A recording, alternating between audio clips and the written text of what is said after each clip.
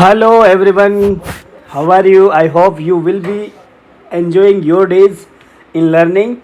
So, students, today I have brought a new chapter from your first flight textbook, and the name of this chapter is The 100 Dresses Part 1, and it is your fifth chapter and it is your first part. Okay, students, so chapter number 5 contains two parts, dresses part 1 and dresses part 2.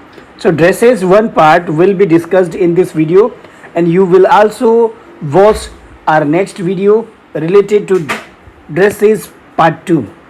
Okay, so let's talk about the 100 dresses. Before you read the chapter, you should understand, how do we judge the people around us? By their money, wealth and possessions, or is there something of more enduring value to look for in a person? This story is a sensitive account of how a poor young girl is judged by her classmates. Wanda Pretowski is a young Polish girl who goes to school with other American children in an American town. These other children see Wanda as different in many ways. Can you guess how they treat her? Let's read out. Today, Monday, Wanda Prentowski was not in her seat, but nobody, not even Peggy and Madeline, the girls who started the fun, noticed her absence. Usually, Wanda sat in the next seat next to the last seat in the last row in room 13. She sat in the corner of the room where the rough boys who did not make good marks sat. The corner of the room where there was most scuffling of feet, most roars of laughter when anything funny was said, and most mud and dirt on the floor. Wanda did not sit there because she was rough and noisy. On the contrary, she was very quiet and rarely said anything at all, and nobody had ever heard her laugh out loud. Sometimes she twisted her mouth into a crooked sort of smile, but that was all.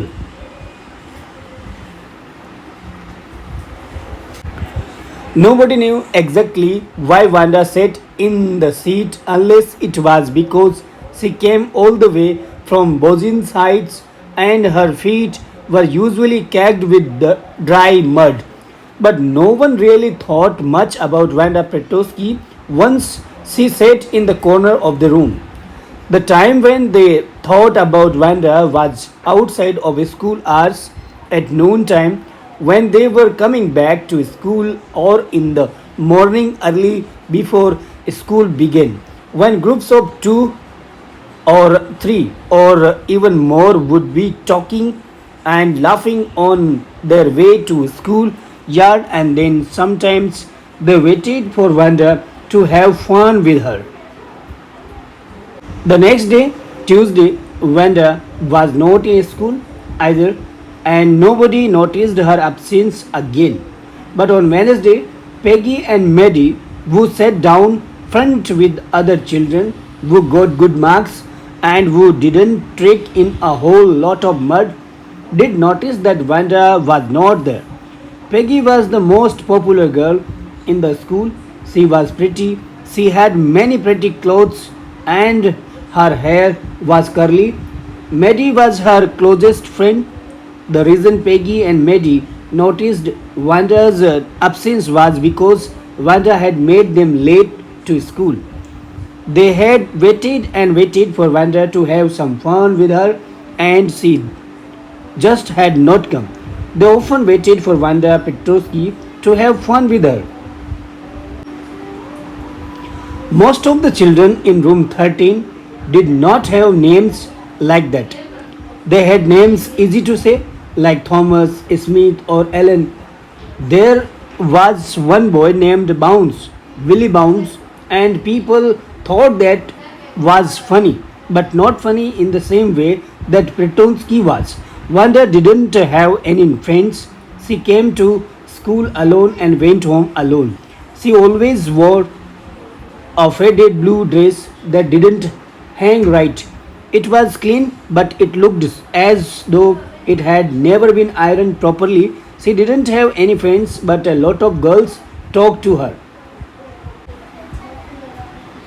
Sometimes they surrounded her in the schoolyard as she stood watching the little girls play hopscotch on the worn hard ground. Wanda, Peggy would say in a most courteous manner as though she were talking to Miss Marshall. Wanda, she would say, giving one of her friends a nudge, tell us, how many dresses did you say you have or had hanging up in your closet? Like this. 100.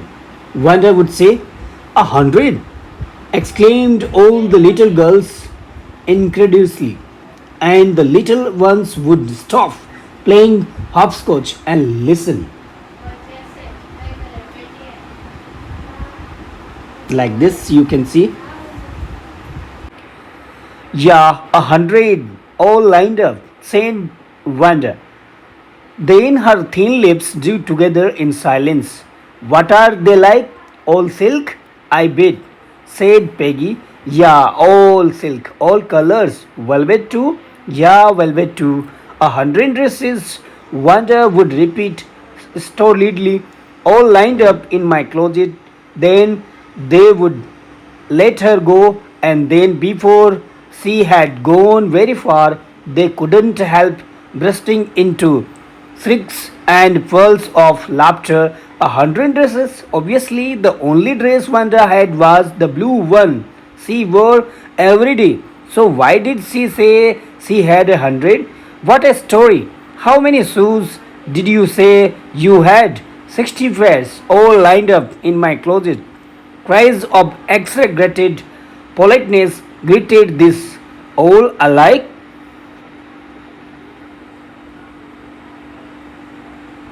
Oh no, every pair is different. All colors, all lined up.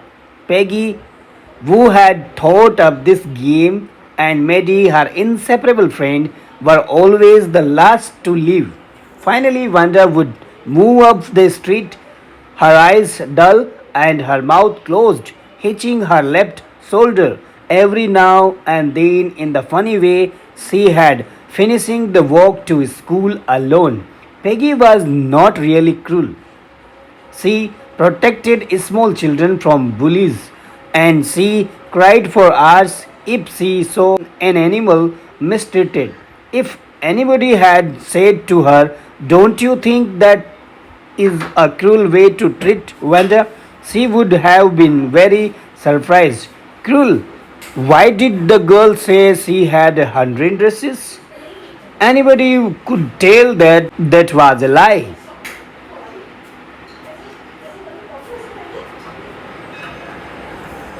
Why did she want to lie? And she was not just an ordinary person, else, why did she have a name like that? Anyway, they never made her cry. As for Maddie, this business of asking whether every day and how many dresses and how many heads and how many this that she had was bothering her. Maddie was poor herself. She usually wore somebody's hand me down clothes. Thank goodness she didn't live on Boggin's Heights or have a funny name. Sometimes, when Peggy was asking Wanda those questions in that mocking, polite voice, Maddie felt embraced and steadied the marbles in the palm of her hand, rolling them around and saying nothing herself. Not that she felt sorry for Wanda exactly, she would never have paid any attention to Wanda if Peggy had not invented the dresses game. But suppose Peggy and all the others started in her next, she was not as poor as Wanda, perhaps, but she was poor. Of course, she would have more sense than to say she had 100 dresses. Still, she would not like for them to begin on her. She wished Peggy and would stop teasing Wanda Petrovsky. Today, even though they had been late to school, Maddie was glad she had not had to make fun of Wanda. She worked her arithmetic problems absent mindedly 8 times 8. Let's see. She wished she had the nerve to write Peggy a note because she knew she never would have the courage to speak right out to Peggy to say, "Hey Peggy, let's stop asking Wanda how many dresses she has." When she finished her arithmetic, she did start a note to Peggy. Suddenly she paused and shuddered.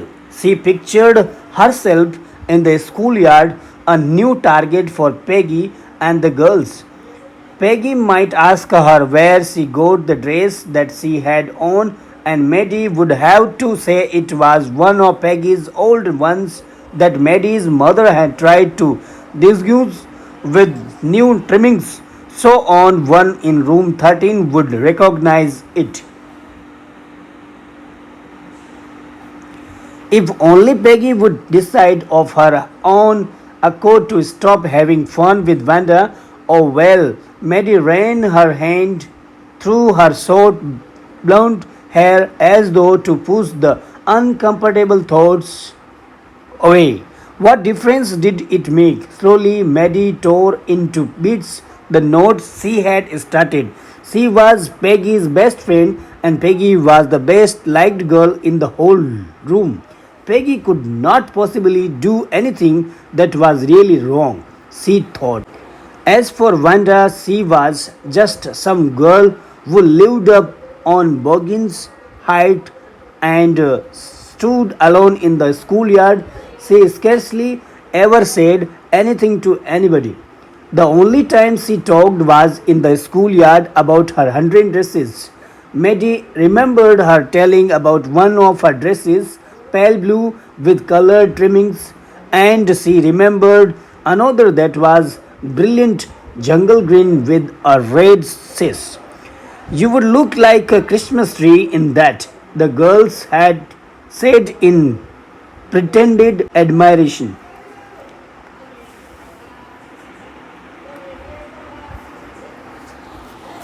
Thinking about Wanda and her 100 dresses all lined up in the closet, Mary began to wonder who was going to win the drawing and coloring contest. For girls, this contest consists of designing dresses, and for boys, of designing motorboats. Probably Peggy would win the girls' medal. Peggy drew better than anyone else in the room. At least that's what everybody thought. She could copy a picture in a magazine or some film stars had, or so that you could almost tell whose it was. Oh, Maddie was sure Peggy would win.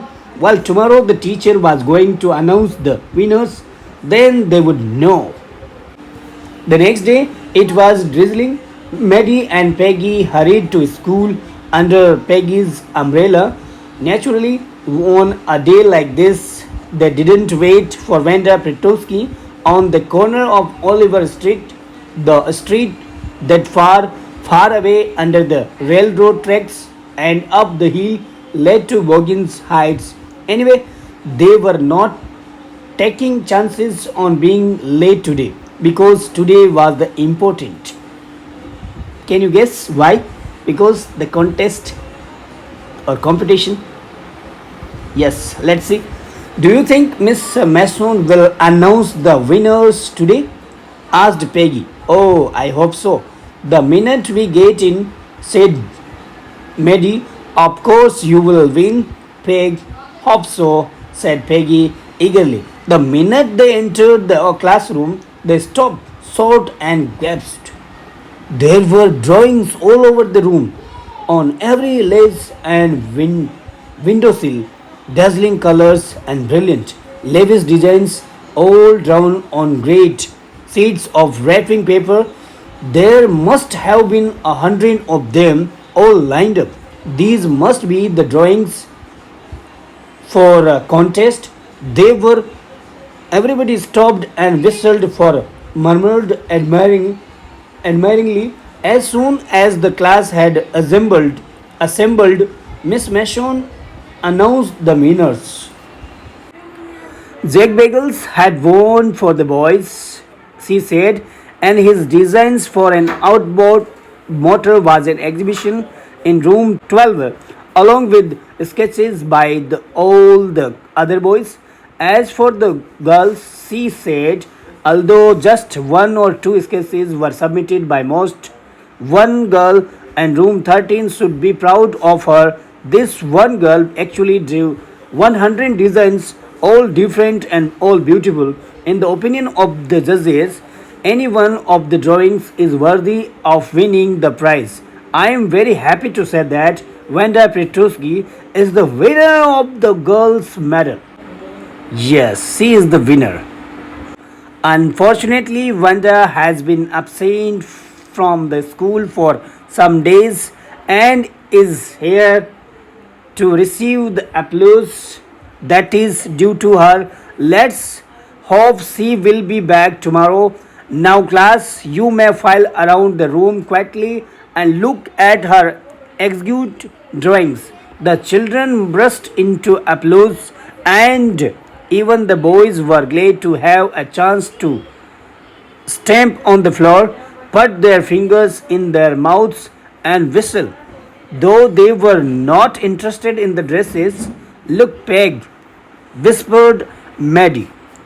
There is that blue one she told us about. Isn't it beautiful? Yes, said Peggy. And here is that green one. Boy, and I thought I could draw.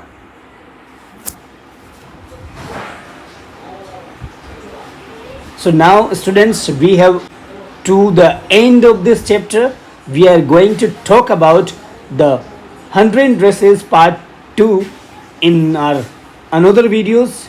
Till that, please, thank you for watching, and please stay tuned. Keep always learning. Thanks. Bye bye. Take care.